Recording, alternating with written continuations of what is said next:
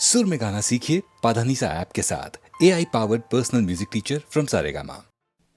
खास तौर से जाहिर है कि रूरल इंस्टीट्यूट में जो लोग सीखते हैं उनका तो काम है यहाँ के देहात में काम करना, और चुनाचे बहुत ही ज़रूरी है कि वो जहाँ जाए जो बताएं वो एक अफसरी ढंग न हो, वो ऊपर से सिखाने का ढंग न हो, बल्कि साथ करने का ढंग हो। साथ करके ही आदमी सीखता है, और कौमें अपने तजुर्बे से सीखती हैं, किताबों से कम सीखती हैं। जो किताबें पढ़ने वाले हैं वो भी तजुर्बे से ज़्यादा सीखते हैं। मैं तो किताबों के हक़ में हूँ, ये ना समझिए कि मैं उनके ख़िलाफ़ हूँ। और मुझे ताज्जुब होता है और रंज होता है कि हमारे मुल्क में कितने कम लोग किताब पढ़ते हैं, यानी जिनको पढ़ना आता है वो भी नहीं पढ़ते हैं, और नहीं आता हो तो लाचारी है। आखिर यहाँ भी करोड़ों आदमी को पढ़ना आता है, लेकिन जितनी कम किताबें यहाँ पढ़ी जाती हैं, बिकती हैं, छपती हैं, मैं नहीं जानता किस मुल्क में इतनी कम होंगी, बहुत ही कम। और हमारे ज़्यादा अक्सर लोग अपने कुछ टेक्स्ट बुक्स वगैरह पढ़ लेते हैं, फिर कभी किस्सा कहानी कोई पढ़ लें तो उनका दिमाग तो बंद हो जाता है। उसके बाद ये गलत बात है, हमेशा गलत बात है। लेकिन फिर आजकल आपके स्कूल कॉलेज में पढ़ के तो आप बिल्कुल थोड़ा सा पढ़ते हैं, उसके बाद तो खुद पढ़ना होता है। स्कूल कॉलेज एक ही बात कर सकता है कि आपके दिमाग को तैयार करें, पढ़ने की काबिलियत उसमें दे, छानबीन करने की, फिर आप खुद पढ़ें, खुद बढ़ाएं अपने इल्म को। और चूंकि दुनिया बदलती है, नई नई बातें पेश आती जाती हैं, अगर आप नहीं पढ़ें तो आप पिछड़ जाते हैं हर सूरत से, तो ज़रूरी है। तब कैसे आप इसका एक बैलेंस बनाएं, तराजू को बराबर करें, अमली काम और इल्मी काम, क्योंकि दोनों ही ज़रूरी हैं, उसका बैलेंस ठीक होना चाहिए। ये तो हर एक शख्स कुछ अपने तजुर्बे से कर सकता है, कुछ अपने जो ढंग हो स्कूल कॉलेज में उससे ढलता है वो। हर सूरत ये ख्याल ही ये रूरल इंस्टीट्यूट्स का अच्छा तो है, और इसीलिए है कि मैं इतनी देर से आपके सामने बहस पेश की, इसीलिए है कि वो कड़ी हो। वो खाली दिल्ली में या बड़े बड़े शहरों में पढ़ के वो बाबू साहब न बनना चाहें जो पढ़ के निकलें और दफ्तर में नौकरी करना, बल्कि कुछ और करें, कोई चीज़ करें, सिखाएं, जो कुछ है प्रोडक्टिव करें, जिससे कुछ और तरफ असर हो हमारे इकॉनमी पर, और ख़ासकर देहातों की इकॉनमी पर। कितनी जल्दी देश की हालत अच्छी हो, देश आगे बढ़े, जनता की कठिनाइयाँ दूर हों, तो कैसे हो सकता था? एक ही तरह से कि देश में धन अधिक पैदा हो। और धन क्या? धन रुपया, पैसा, सोना चांदी धन नहीं है, वो तो व्यापार की चीज़ें हैं। धन तो है जो आप खेती में पैदा करते हैं, जो आप कारखाने में पैदा करें, जो आप कारीगरी में पैदा करें, जो चीज़ काम में आए वो धन है। रुपया पैसा तो व्यापार के काम आता है। जितना अधिक हम पैदा करें अपने खेती से, उतना ही देश का धन बढ़ जाता है सब लोगों का। और फिर इसका प्रबंध करें, जो देश का धन अधिक बढ़ा वो जनता को पहुँचे, ये नहीं कि थोड़े से जेबों में रह जाए, वो बड़े अमीर हो जाएं और बाकी लोग गरीब हों। तो ये बड़ा प्रश्न हमारे सामने था स्वराज आने पर। तो हमने इसका फिर सोचना शुरू किया, क्या करें जिससे धन अधिक पैदा हो।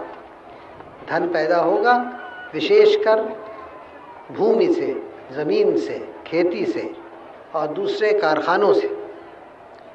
तो इसके पैदा करने में दो चीज़ें आवश्यक थीं। एक तो भूमि से पैदा करने में पानी आए, नहर का पानी, बड़े बड़े नदियों से लेके नहर का पानी पहुंचाएं, जिससे हम लोग इस बात मोहताज न हो जो वर्षा हो न हो हम पानी ला सकें। एक तो ये, और दूसरे हम बिजली पैदा करें जिससे बड़े बड़े कारखाने बने, बड़े छोटे, और खेती में भी बिजली का काम आए। इस तरह से देश भर में काम बहुत बढ़ जाए और अधिक धन पैदा हो। इसीलिए हमने पंचवर्षीय योजना की, एक पहली, दूसरी, अब तीसरी पंचवर्षीय योजना है। तो उसमें तो बहुत सारी बातें हमें करनी है पंचवर्षीय योजना में, लेकिन सब में पहले खेती का काम करना है। और खेती के लिए हमें प्रबंध करना है नहरें बनाने का, पानी लाने का, और दूसरे बिजली की शक्ति पैदा करनी है नदियों के प्रभाव से। ये 2 बड़ा काम हमने उठाया था और जितना देश में हुआ है ये जहाँ जहाँ वहाँ उससे बहुत लाभ हुआ है।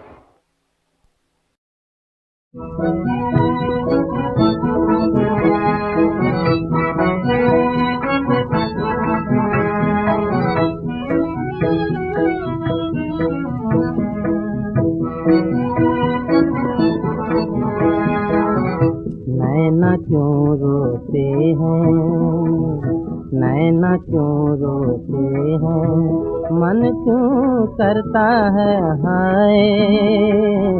नैना क्यों रोते हैं, मन क्यों करता है हाय। नैना क्यों रोते हैं, जूं जूं उसको भुलाऊं मन से, तू याद वो आए, तू याद वो आए, तू याद वो आए। नैना क्यों रोते हैं, मन क्यों करता है हाय। नैना क्यों रोते हैं।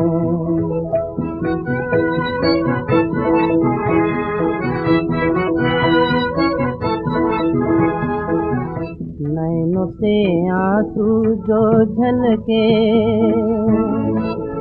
गालों पे बह जाए। नैनों से आंसू जो झलके, गालों पे बह जाए। मन की पीड़ पुरानी मेरी, मन में आग लगाए। मन की पीड़ पुरानी मेरी, मन में आग लगाए, मन में आग लगाए। नैना क्यों रोते हैं, मन क्यों करता है हाय। नैना क्यों रोते हैं।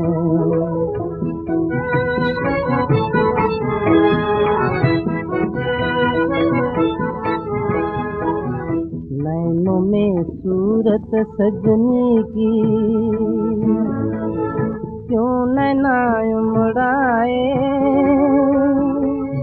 नैनों में सूरत सजनी की, क्यों नैना उमड़ाए।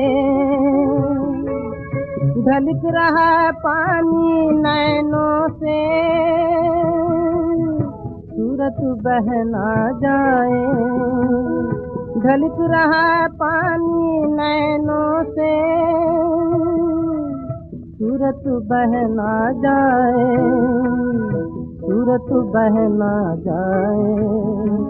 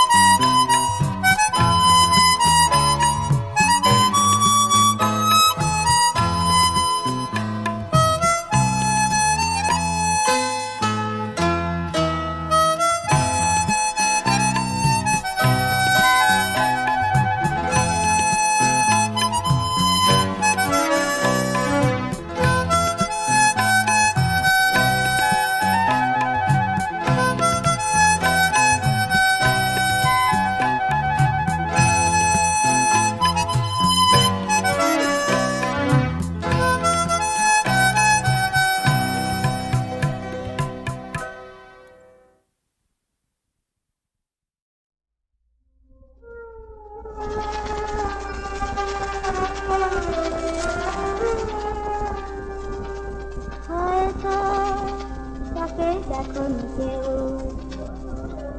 কিংবা দেখেছিলে ভিন্ন শত আচল ঢেকে শীর্ণ দেহখানে ক্লান্ত পায়ে পায়ে যেতে পথে কি জানি কি ঝড়ে গেছে বুঝি ঝরে জীবনেরও তরু থেকে তখন গগন ছড়ায় আগুন দারুণ তেজে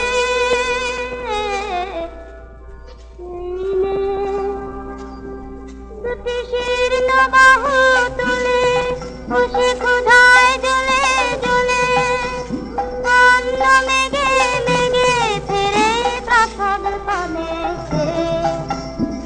জানে হয় কোথায় বাঘর কি নাম কালো মেঘ জানে হয় কোথায় বাঘর কি নাম কালো মেঘ হয়তো বা সেই মায়না পাড়ার মাঠের কালো মেঘ হয়তো বা মেঘলা দিনে কবির স্বপ্নে ছবি সেই মেঘ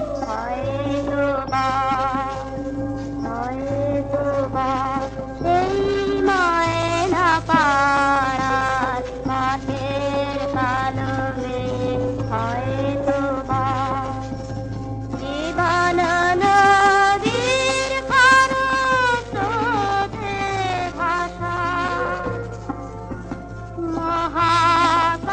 মহাকালের জ্বলন্ত জিজ্ঞাসা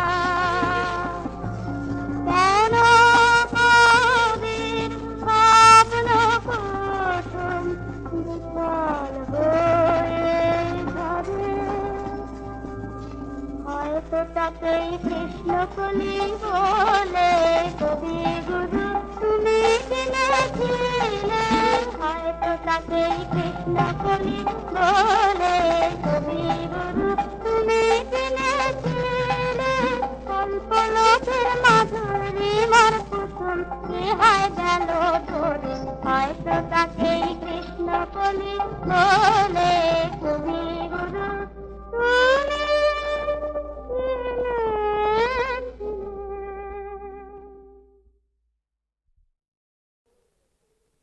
करोड़ों लोग जो भारत में रहते हैं उनका मन, उनका काम का तरीक़ा, उनका रहन सहन बदलना ये बड़ी कठिन बात हो रहा है और इसीलिए सब में बड़ी बात हम समझते हैं इस वक्त शिक्षा है।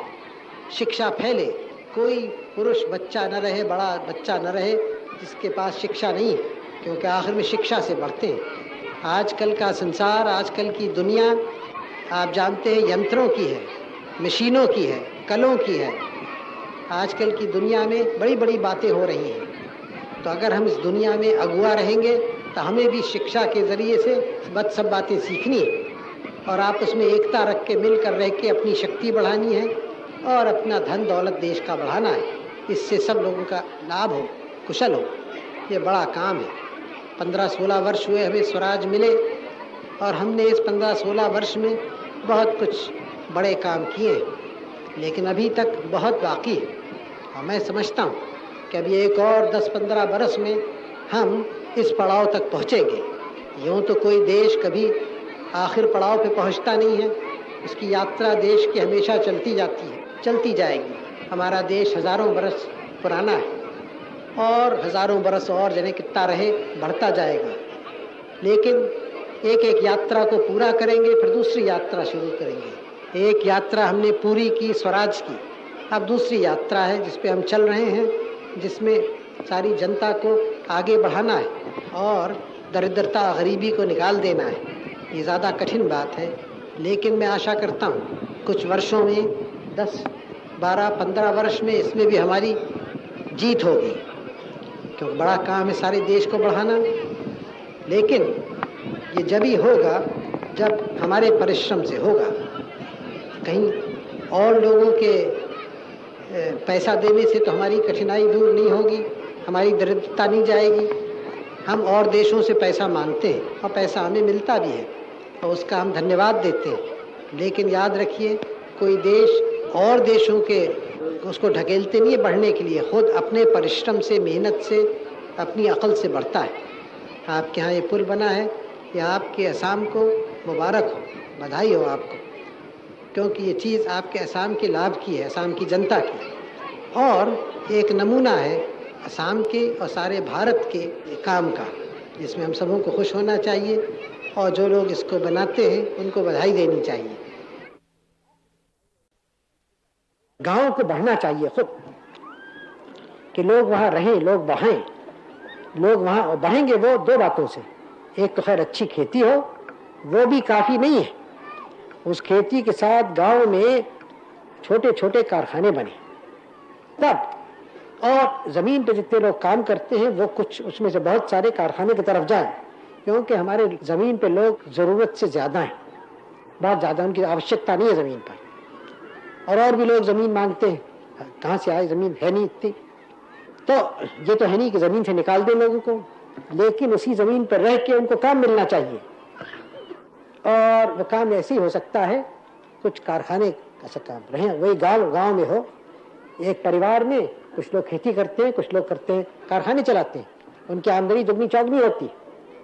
अक्सर ये चर्चा होता है आजकल कि ज़मीन किसी के पास फर्ज करो 30 एकड़ से ज़्यादा ना हो, जो भी मुकर्रर करें, और इसमें कुछ लोग शिकायत करते हैं। लेकिन सब बातें सोच के हमने ये बात निश्चय की कि अलग अलग प्रदेशों में अलग अलग है कि ज़्यादा ज़मीन किसी के पास ना हो। पहले तो आप जानते हैं वो ज़मींदारी प्रथा अलग की, जागीरदारी अलग की, ताल्लुकदारी अलग की, क्योंकि वही बात थी, उसमें हो जाती थी कि एक तो उससे हानि होती थी हमारे सारे समाज के बढ़ने में, और सब में विशेष ये कि विचार गलत पैदा करती थी। विचार यही, वो राजा कुछ काम न करे, जमींदार कुछ काम न करे, वो लगान पे रहे, ये गलत विचार है। अच्छी समाज वो है जिसमें जो काम करता है वो उसको खाने पीने रहने का मिलता है, जो काम नहीं करता उसको कोई अधिकार नहीं है किसी और के काम पे रहने का। ये सिद्धांत होना चाहिए। अब इस तरह से सफाई सिद्धांत कह देना तो कठिन है, अब उसमें बूढ़े हैं, बच्चे हैं, खैर और बात है, उनका समाज के ऊपर बोझा है, समाज की उनकी देखभाल करनी चाहिए। लेकिन कोई हट्टा कट्टा पुरुष या स्त्री, याद रखिए या स्त्री, ये मैं कहता हूँ या स्त्री, लेकिन स्त्रियां तो हमेशा बेचारी काफी काम करती हैं, घर में और जगह भी कहीं ना कहीं काम तो करती है, तो मैं नहीं कहता हूँ बेकार रहती है। तो हरेक को कम से कम अपनी मेहनत से अपने लिए तो कमाना है, जितना हर एक आदमी खाता पीता कपड़े पहनता है, घर लेता है, यानी समाज के धन को वो खा जाता है, तो पैदा कितना करता है? अगर जितना वो खाता पीता है उससे अधिक कमाता है तो किसी और को कमाया खाता है, जाहिर है, इसके माने एक चोरी करता है दूसरे के हिस्से की। अगर वो खुद कमाता अधिक है और उससे खाता कम है तो वो समाज के लिए बच जाता है, और इसी से समाज बढ़ती है। तो खैर यही मैंने आपसे कहा कि हमें अपनी धन दौलत बढ़ानी है, तभी गरीबी जाएगी, खुशामद से भीख मांगने से तो नहीं। वो जमीन से हम पैदा करें धन या कारखाने से करें, दोनों से करें, और हमारे सामने प्रश्न है कैसे करें। कि आजकल के जो तरीके विज्ञान ने सिखाए हैं, आज नहीं 100 बरस 150 बरस 200 बरस से चलते आते हैं, नई नई बातें निकलती हैं, हम भी सीखेंगे, और हम खाली उनकी वो बातें नहीं सीखेंगे, हम उसमें नई नई बातें अपनी तरफ से भी निकालेंगे, तब भारत बढ़ता है, तब हम यहाँ की गरीबी के प्रश्न को हल कर देते हैं।